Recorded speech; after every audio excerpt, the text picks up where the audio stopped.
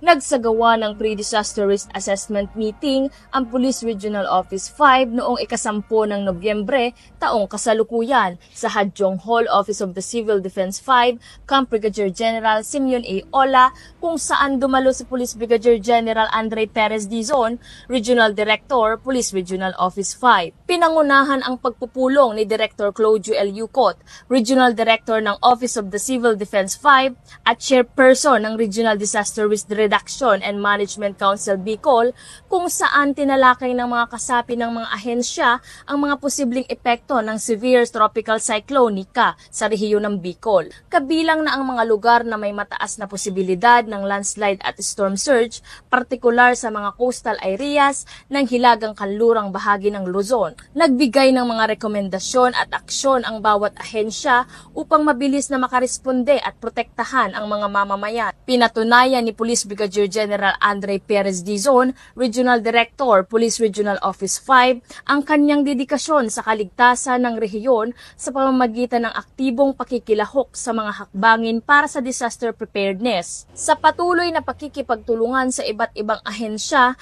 lalong pinapalakas ang kampanya para sa kaligtasan ng bawat mamamayan ng Bicol. Nakataas na sa signal number 1 ang northeastern portion ng Albay, naglabas na ng anunsyo ang lokal na pamahalaan ng Legazpi na suspendido ang mga face-to-face classes sa lahat ng pribado at pampublikong paaralan sa buong lalawigan.